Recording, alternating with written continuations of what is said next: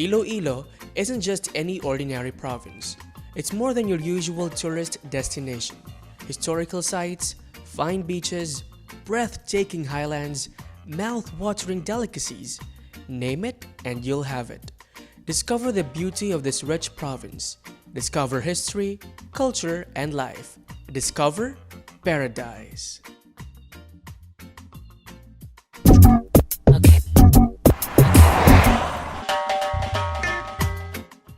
As we all know, Iloilo is a province of the Philippines located in the center of the Philippine archipelago.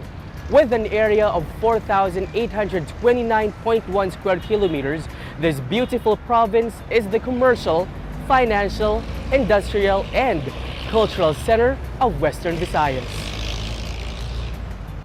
Iloilo, which is also known as the cradle of early Philippine civilization, is subdivided into 42 municipalities, one component city, and one highly urbanized city.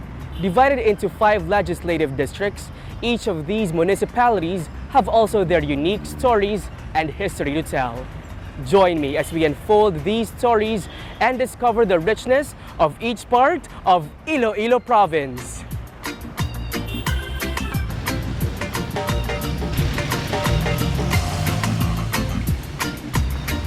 So today we are here at the public terminal of jeepneys going to the southern part of Iloilo. Public utility jeepneys, or here locally they are called as jeep or just jeepney.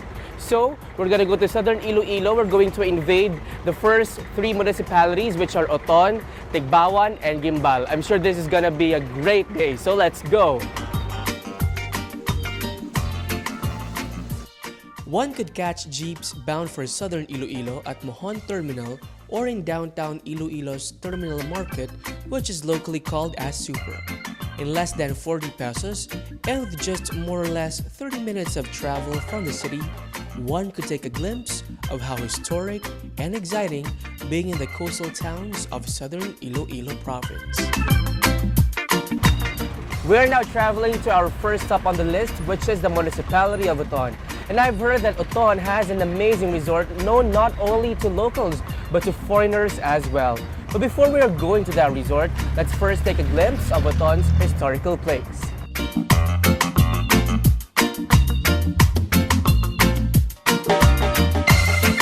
Oton is a first-class municipality in the province of Iloilo. It is the gateway to the southern part of the province and is located 10.2 kilometers away from the city. Like most of Iloilo's towns, Oton has a very rich past and culture depicting important landmarks in the history of the country.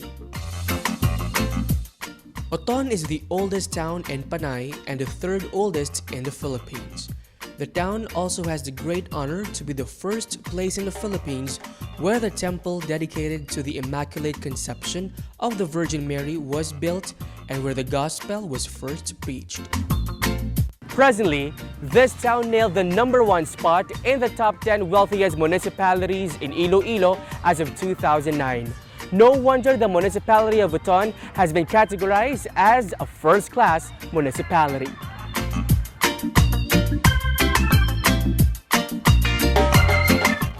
That is why the municipality of Oton is fast progressing. From the people, the places, the landmarks, and the culture, everything is just fantastic. And the best thing is, they never forget to go back to their roots. Most local tourists visit the simple towns of southern Iloilo to escape from the busy city life. Hectares of greenish fields, astonishing mountains, peaceful and relaxing beaches, and people living their simple life are the usual scenery as you take your time exploring and traveling into these towns. Southern Iloilo's coastal towns are also perfect for educational tours and other activities, for it has a lot of exciting and interesting things to offer, from historical landmarks, research center, relaxing beaches, beautiful sceneries, and the likes. Aside from being a historic place, Oton is also known for its long stretch of gray sand beaches. So if you love the beach, grab your cameras, bring your friends and family, and enjoy here in some of the best resorts found in this coastal town.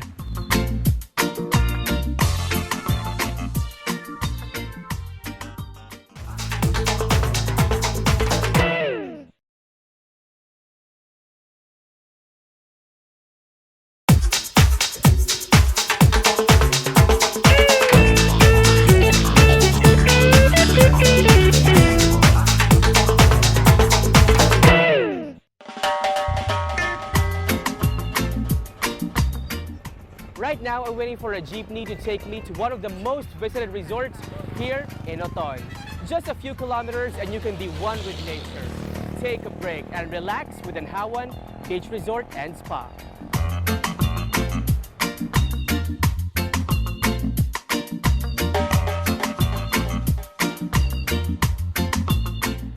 Just a few minutes away from the Oton town proper, you will reach An-Hawan Resort and Spa. This 6-hectare and privately owned resort is located just along the National Road at Barangay Poblacion South. As you enter the resort's premises, a friendly and smiling security guard will greet you.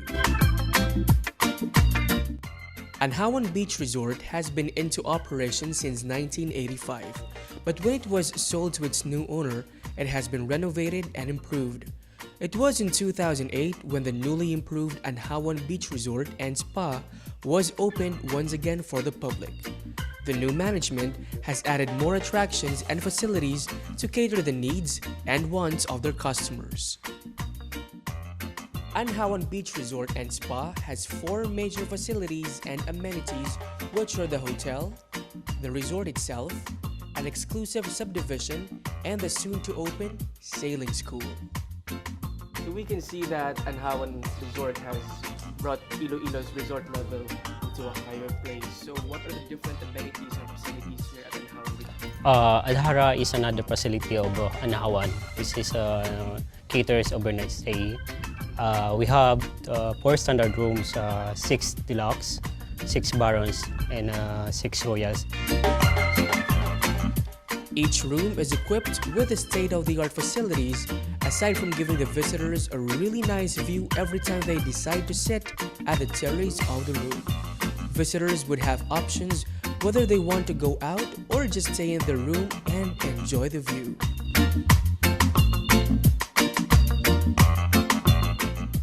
For big events and gatherings, An-Hawan has also a function room where parties, conference, seminars, and the likes are being held.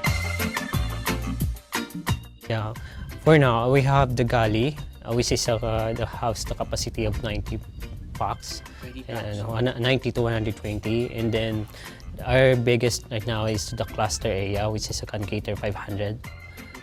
But the whole resort can cater 1,000, 2,000 guests. 2,000 guests all in all. So if you are looking for a perfect venue for weddings, birthday parties, family or group outing, An-Hawan Resort and Spa can give you what you need. Food is also being served here in An-Hawan. As a matter of fact, there are restaurants and snack bars here that really serve heavy meals or just snacks. In An-Hawan, we have 2 main food cater or some main food outlet, which is the Sparks, which caters the Bliss area, which is caters more on Mediterranean and snacks. Okay. And then found near the beach. yes, sir. And then the another one would be the Azul Cafe, and caters most like where you have to when you like to dine out or So it's more really a restaurant. restaurant, which is mostly caters the hotel guests. Azul Cafe serves Mediterranean, Oriental, and Filipino food, which most of the guests are looking for. For guests who would like to stay just for the day can rent a cottage. These cottages are located just near the beach, so you will be assured of great and relaxing views. You may also enjoy the view while relaxing on the lounge near the beach, a perfect place to wait and watch the sunset. Guests may also stroll around the resort by either walking on their feet or by horseback riding. Horseback riding is also an attraction here in An-Hawan, a rare setup for a resort not so far from the city.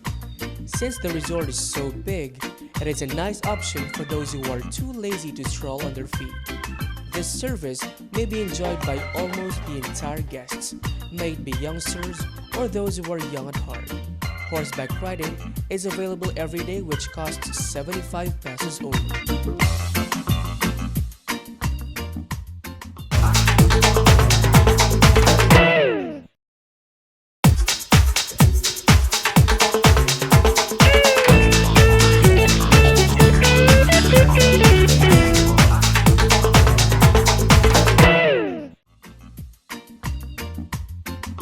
Aside from being a resort, An-Hawan Resort and Spa boasts itself with the state-of-the-art water sports facilities just like sailboats, kayaks, and speedboats.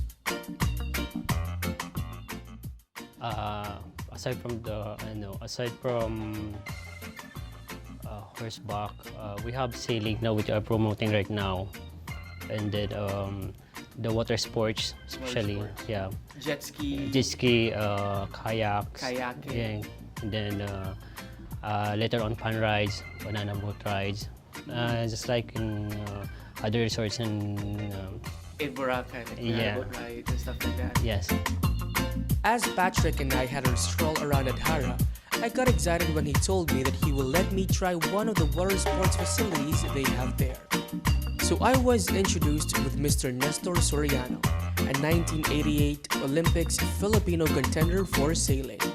Originally from Manila, this man came all the way to Iloilo to discover future champion sailors and promote water sports just like sailing to Ilonggos. As we prepared ourselves in taking the high seas, Nestor gave me some tips and the basics of sailing. And so, after that brief orientation, we're now ready to sail and get wet by the ocean waves. At first, I was excited, but when we are on the sailboat, I got scared. Scared that we might lose balance and fall from the boat. Plus the fact that these are the only clothes that I have, and I still have a lot of places to visit.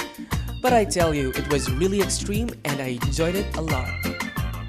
Bye guys, we're off to go, but not to Guimaras, just here.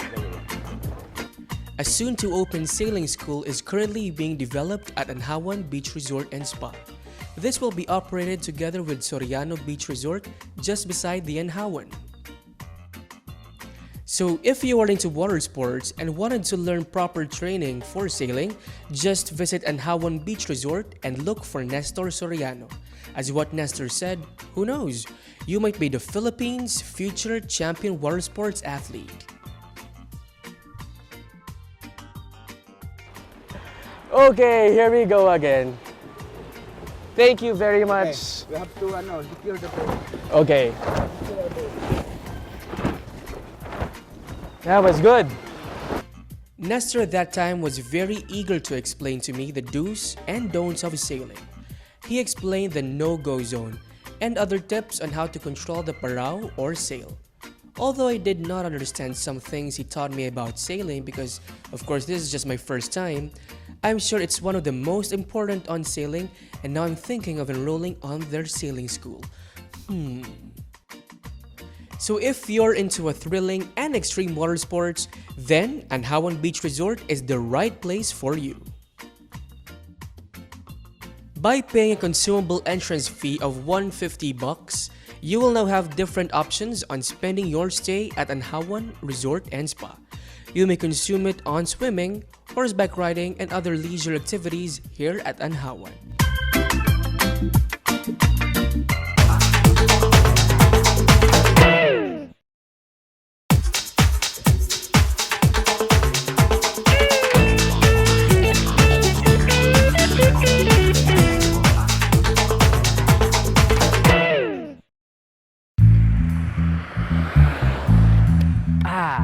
Oton?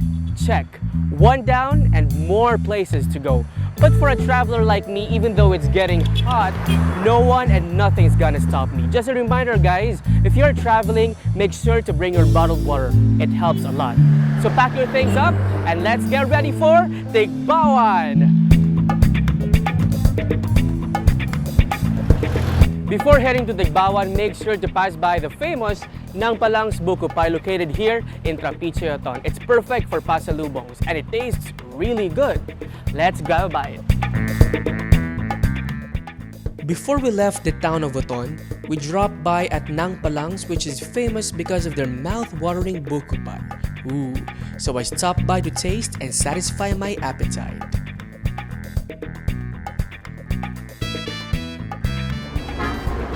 Okay, let's have a taste of Nang Palang's Buko Pie.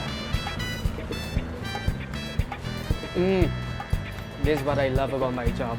It tastes so soft and the taste of the buko is really good. Perfect for hot weather.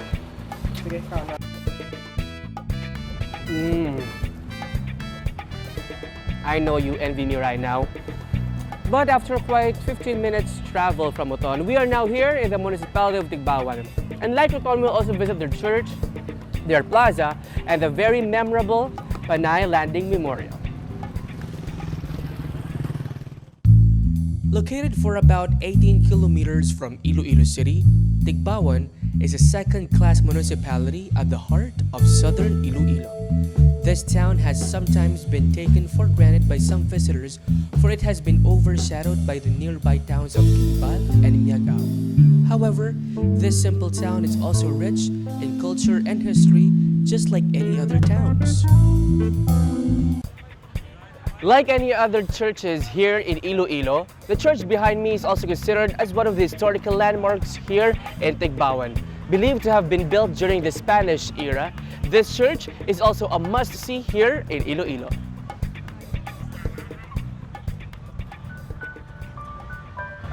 The parish church of St. John of Sahagun, or widely known as Tigbauan Church, is just one of the many unique and historical structures in this town. It was constructed in 1575 through forced labor. There have been records that the original church was destroyed during a destructive earthquake in 1948. However, major parts of the church did survive and has been renovated. Actually, one of the most unique features here in the Church of Tigbauan are the interiors, because it's made up of mosaics. And as you can see, bricks, tiles, and other colorful stone murals. And it's only found here in the municipality of Tigbauan. Many of the architectural descriptions of Tigbauan Church focus on the carved stonework at the front of the church. As you can see now, Tigbauan Church stands majestically at the heart of the town. Another attraction which is unique in this church is that it has a chapel inside the church, because the townsmen here in Tigbauan are believing that the icon of Señor Santo Niño de Tigbauan is miraculous. So they put up a separate chapel in commemoration or for devotees to send their own prayers. Before I left the church, I didn't let the time pass without offering a prayer.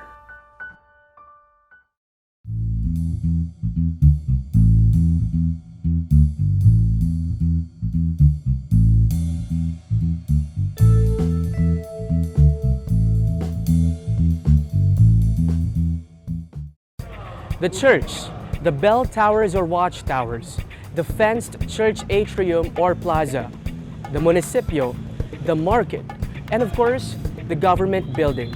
Taken all together, these were the heart and soul of a Spanish mission towns, and Tigbauan is one of them.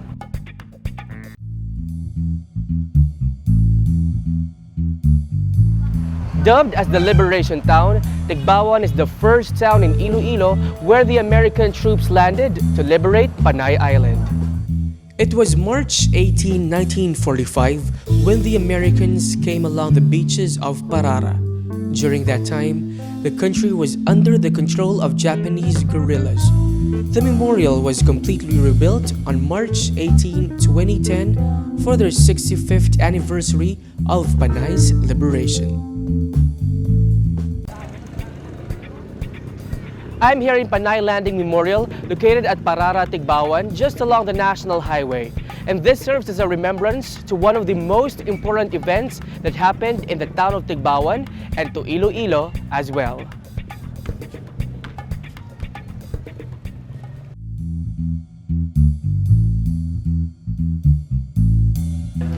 Although relatively small, the municipality of Tigbauan is one of the leading producers here in Iloilo when it comes to fish production. And actually, their municipal waters can produce more than what the residents can consume.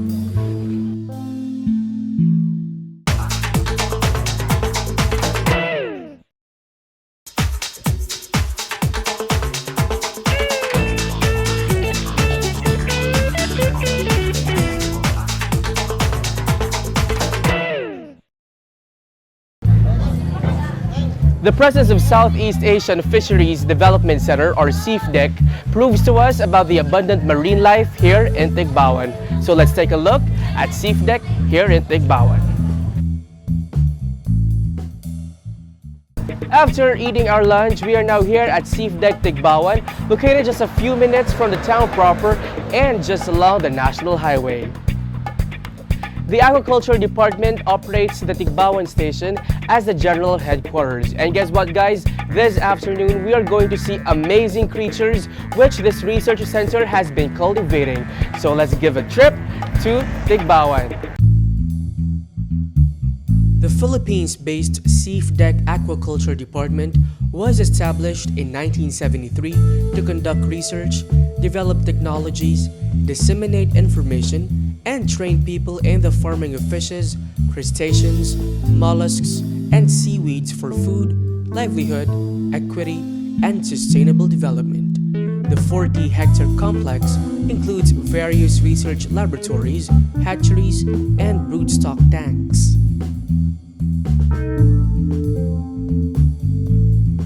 One of the hatcheries that seems to be growing and very helpful to fish and shell farmers is the Abalone Hatchery. And here now we are at the SEAFDEC, and I'm with Miss Aimee Hakla, and she will be giving us a tour around SEAFDEC because honestly guys, I really don't know, or I just know a little about abalone or the marine industry here in Iloilo. So hello ma'am. Okay, so hi Jordan. So welcome to SEAFDEC Aquaculture Department here in Tigbauan, Iloilo. So I believe we're going to the hatchery now. Yes, so and I'm very excited. Yes, let's go guys.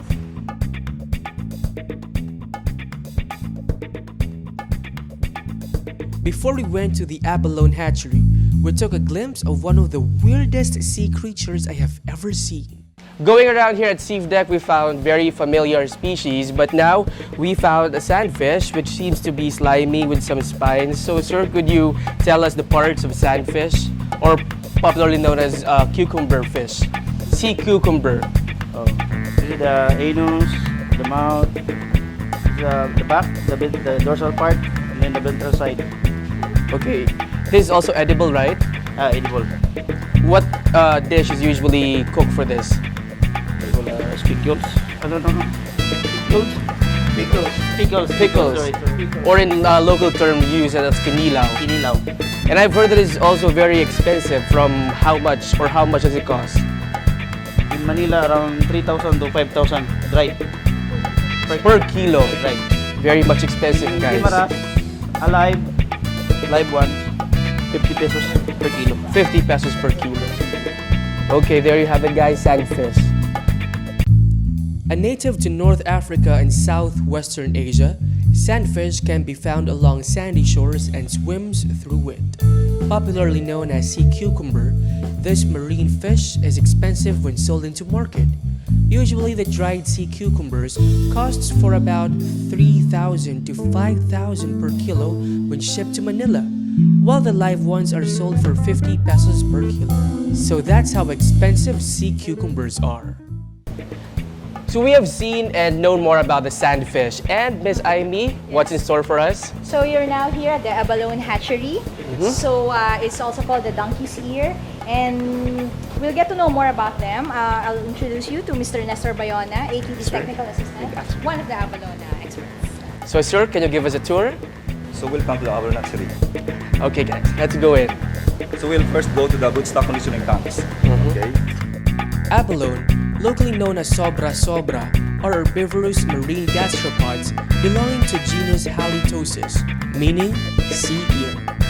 There are 100 species worldwide, with around 15 species being cultured commercially. And here in Tigbauan Main Station, you will find different stages of abalone as they are being grown here. So this is the broodstock conditioning tanks for the abalone breeders. So prior to spawning, the breeders are conditioned. Abalones are being fed with seaweeds. They also feed them with what they call artificial diet feeds.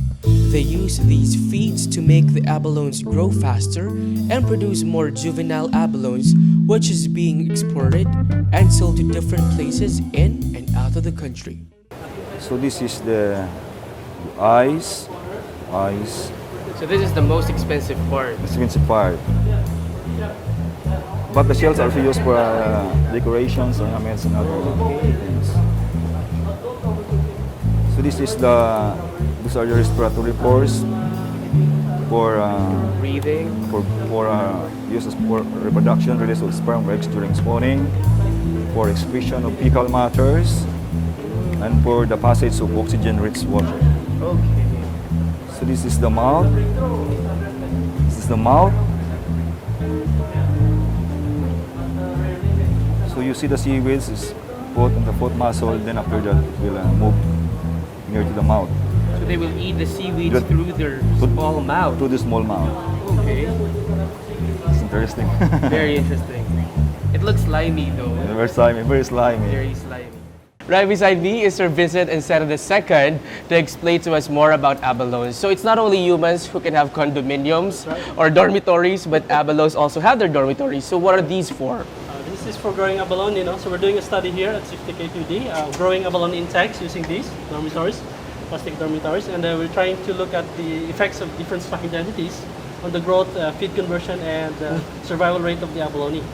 Because we know that growth is density dependent in most animals that is being cultured today, and that's also especially true for abalone. So here we go. We have different. We have samples here of abalone, and then. So the same variant, our feed is still the same, Gracilaria, very nutritious seaweed. So here are our samples. So we grow them from this size. We just started our experiment. So this one is, we stuck here at 50 pieces per tray. Then these ones are stuck 100 pieces per tray, and these ones are stuck 25 pieces per tray. So you can see the growth of the shell from here to here in 30 days. Okay. So we're using feed artificial diet. Artificial diet. The samples are artificial diet. So we're using actually 2 tanks. One tank, all the abalone will be fed gulaman. The other tank, abalone will be fed artificial diet because we have developed formulated diets also for abalone. So you were experimenting which one is better? Yes. Diet or gulaman, and which density is best to grow them the abalone here. From 25, 50, And 100 100 per pieces. tray. Per tray. So this is one of the more popular culture systems being used in major abalone farming countries in the world like China and Taiwan. Abalone is considered a delicacy, especially in China and Japan, where prices of live abalones can range from 12 to 120 US dollars per kilo. There are a lot of abalone dishes, and each serving may cost 1,800 pesos or more, depending on the species.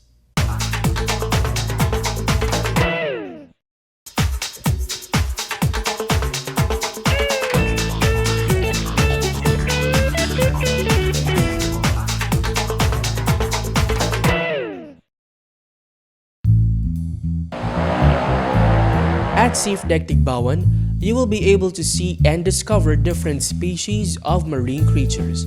It's interesting to know that these can also be found in Panay, especially in Tigbauan.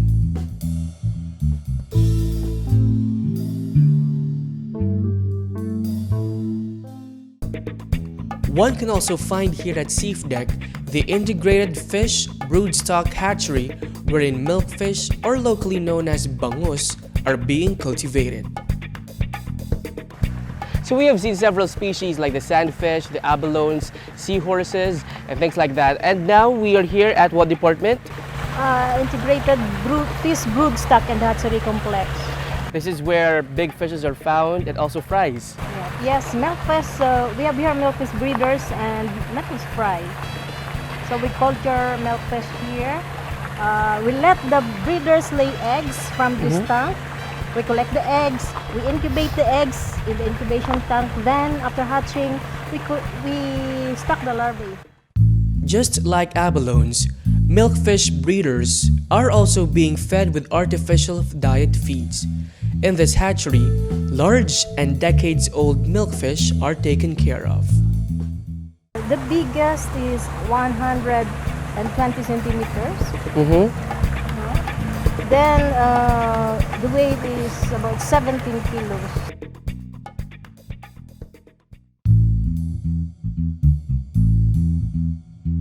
For those who want to know more about marine species and technologies, just come here at SEAFDEC Tigbauan. Complete with facilities and technological amenities, one would surely get interesting facts about how abundant marine life in Tigbauan is. A tour in SEAFDEC's Fish World will give you much broader information about marine species. It is a museum, aquarium visitor center that promotes informal education for responsible aquaculture in particular, and environment protection and sustainable development in general.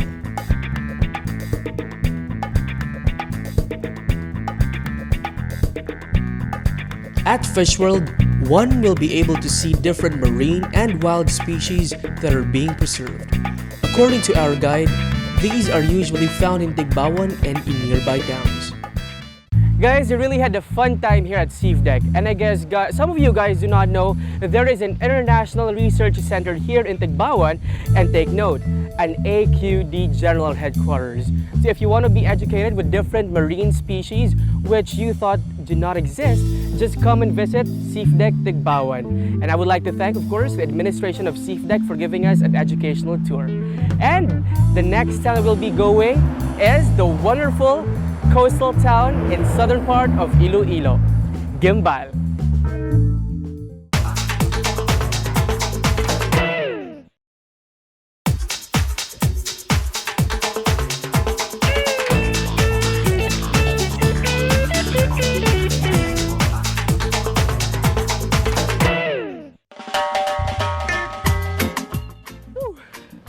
Guys, we have visited two towns already. We had Oton and we also had Tigbauan. But that doesn't stop there. The next town we will be invading is another wonderful coastal town in the southern part of Iloilo. Guys, get ready for Guimbal. One of the great things about being in Iloilo is how easily one can escape from an urban to rural towns. Unlike any other places, transition from Iloilo City to a beautiful rural countryside is quick and easy. So if you're in Iloilo City, you may explore the other side of the province without spending too much time, energy, and budget. This peaceful town of Guimbal can be easily accessed by visitors coming from the city through jeepneys bound for the southern part of Iloilo like Guimbal, Miag-ao, or San Joaquin. Approximately 40 minutes of travel from city, one could witness and experience the life of Guimbalanos. A fourth-class municipality, this town prides itself for being the cleanest and greenest municipality in Iloilo province and also a two-time title holder for the most business-friendly municipality, 4th to 6th class municipality category. As you enter Guimbal's town proper, the church in front of their plaza will greet you. One of Iloilo's tourist spots that offer relaxing and quiet place to do exciting and enjoyable activities is in town plazas. Guimbal Town Plaza is easy to locate and is accessible to other tourist destinations. Aside from this, many residents in the area go to this place to unwind since they don't have to spend huge amount of money just to have quality time with their family and loved ones as well as their friends. Many local residents refer the Guimbal Plaza as the Luneta of Iloilo. And as you can see on my back lies the monument of our national hero, Dr. Jose Rizal. Within the premises of the plaza, people can enjoy and relax since it features attractive sights. Most tourists who visit this Iloilo tourist spot admire the different kinds of ornamental plants in the place. It has a captivating landscape which makes it more attractive to local people and foreigners. Additionally, Guimbal Plaza has an alluring and well-maintained water pond. With all these features, people can surely do exciting and enjoyable activities at this Iloilo tourist spot like having picnics and biking. Guimbal Plaza was developed by the municipal government in the 1900s to enhance tourism in the place. This was built to provide a nice place for local residents to relax and bond with their families. To maintain its reputation of being the cleanest and greenest municipality, the government does its best to maintain their public plaza, like here, by cleaning regularly to invite more tourists and visitors to come.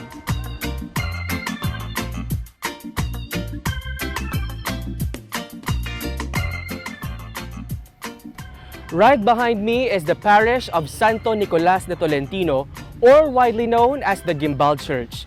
It's the first structure that greets passers-by and tourists as they enter the poblacion. And if you could notice, it's painted as bright yellow, and we wonder why. But there's only one way to find out. This parish church is one of the oldest churches in the country. The edifice was built in 1774 upon the order of Father Campos, a Spanish priest who presided over the town at that time. It was constructed through polo or forced labor imposed by the Spanish friars during the Spanish colonial period. So basically, this church is a product of our ancestors who shed blood and sweat just to have this place of worship and also a tourist attraction of our town in the present time. Why is it that this church has this color? Did they intentionally paint it to color yellow? That's what most people and tourists think about this church, that it was painted in yellow, but in fact, it is not. When you take a second look at the structure, you'll see why. Most of the tourists who come here actually thought it's painted yellow, but it's really not. If you take a closer look, you can see here the different materials which were used in construction of Guimbal Church. So here you go. This is the coral stones, which is quarried from Barangay Kalampitaw here in Guimbal. Here is the limestone. This is the adobe stone. And both of these stones are quarried from Sitio Igang, Barangay Igcoculo in Guimaras.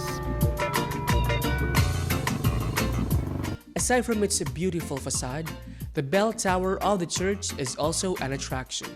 It is said to be one of the tallest belfries among the churches in Iloilo.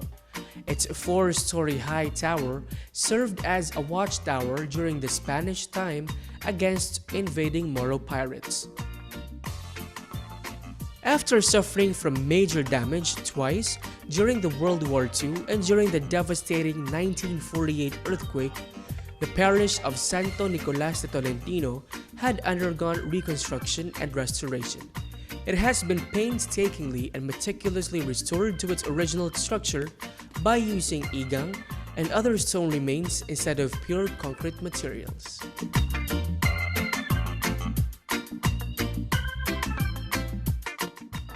This is where cultural shows, sports activities, events, and other public gatherings of Guimbal are held, thus branded by many as the Parthenon of Western Visayas. One can truly experience being in the golden age by just walking around.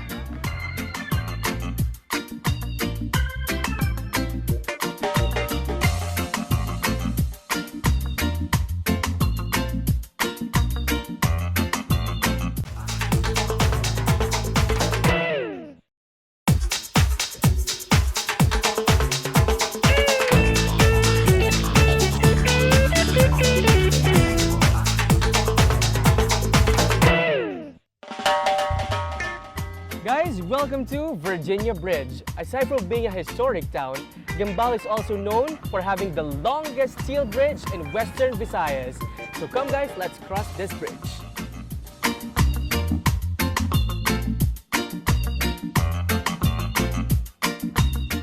Approximately half a kilometer long, Virginia Bridge was once the longest bridge in Visayas constructed during the American period. The construction was ordered by United States President Franklin D. Roosevelt. It was made of Pittsburgh steel taken from the state of Virginia, USA, thus the name Virginia Bridge. And if you're already standing here in the middle of the bridge, you can find the lush vegetation and of course the Miag-ao River, which is known to be as the cleanest river in the whole province of Iloilo. As I am crossing the bridge, Aside from the clean river and vegetation, I have also seen the greenish mountains and the beautiful sunset view. Just perfect if you want to refresh your mind and for those who want to have a breath of fresh air. And as a matter of fact, if it's your first time to cross this bridge, what they're trying to say to us is that we'll hold our breath and then we'll make a wish. And hopefully that wish will come true. So I'll hold my breath. Travel buddies, here's a tip. If it's your first time to pass by the Virginia Bridge, you have to hold your breath. For those who are riding a jeepney or any vehicle, then say your wish. Who knows, it might come true. A few more steps and we're almost at the finish line. And this is it, guys. We just finished crossing the Virginia Bridge, the longest steel bridge in Western Visayas, found here in Guimbal, Iloilo.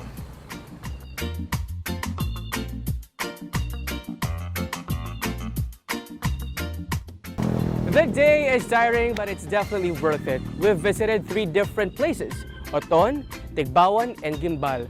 We've been to Oton and visited the An-Hawan Beach Resort and Spa. And of course, we passed by Tigbauan and visited their church, and of course, their plaza and the Panay Memorial Landing. And not to mention, Guimbal's church, plaza, and this Virginia Bridge. But our trip doesn't end here. We still have 2 more towns to visit here in southern Iloilo. So you guys must watch out for that. For here in Amazing Planet channel, we will discover Iloilo.